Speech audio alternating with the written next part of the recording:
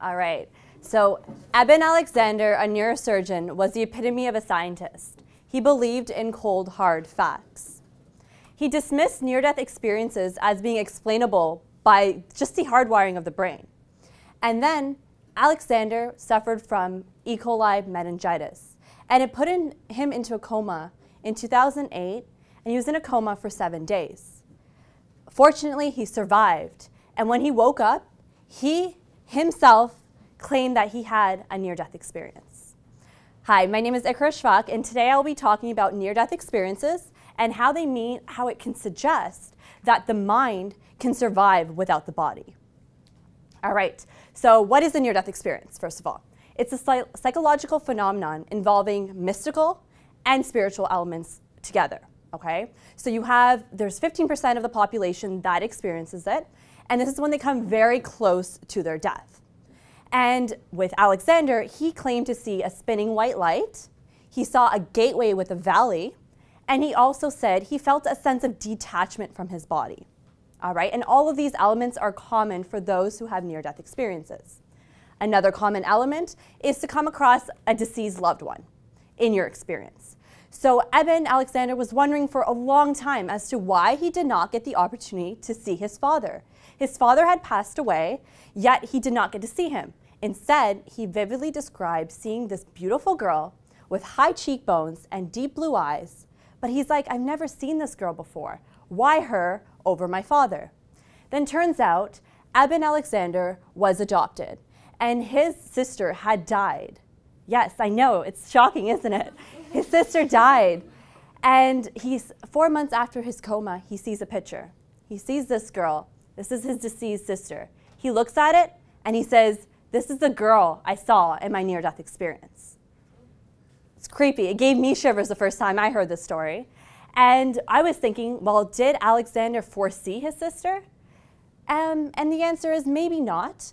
According to retroactive interference, it can explain this phenomenon that happened. So retroactive interference is a phenomenon where when you're trying to recall information, it gets impeded. So it starts impeding the recall of previous learned information.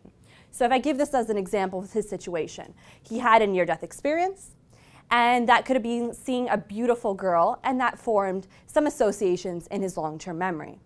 All right, and then 4 months later, after the coma, he sees a picture of his deceased sister. That forms new associations in his long-term memory.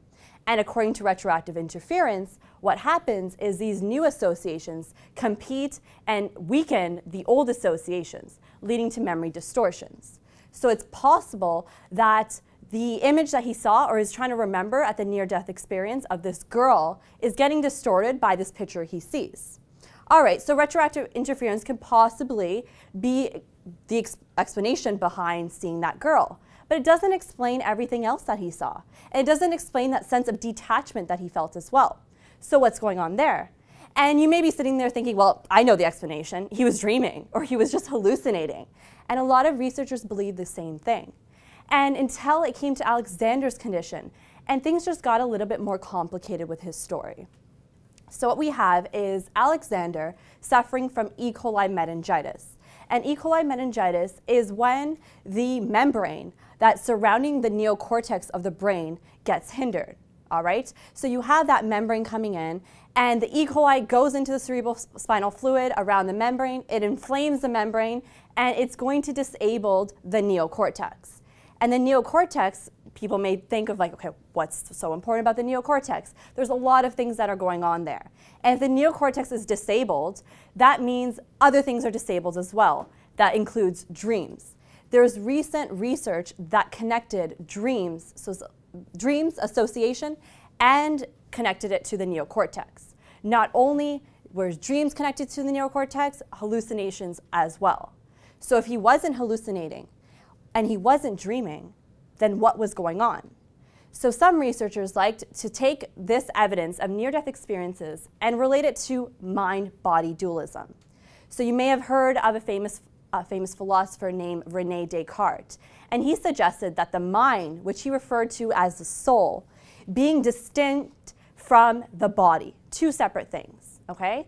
So that's why you can have consciousness And you can be able to have a near-death experience when the brain is not active and when the doctors pronounce you as clinically dead. All right, so these two separate things. However, conventional science likes to believe that if the body is gone and somebody dies, then the mind is going to cease to exist.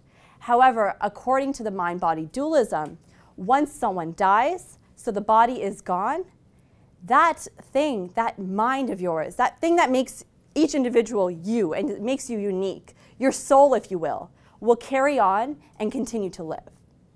So Alexander, that neurosurgeon who believed in cold-hearted facts, gained a new perspective of life. He gave a new perspective of death as well, and he thought that death was not just the end of personal existence. No, he thought that death was just a mere transition into an afterlife. All right, so my talk here today is not to convince you that there is an afterlife, okay? It's not to convince you that you all have a soul or anything like that.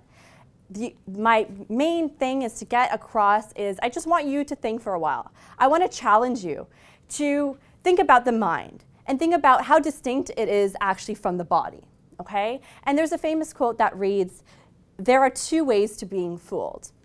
One is to believe what isn't true. The other is to refuse to believe what is." Now, deciding who's being fooled is merely up to you. Thank you.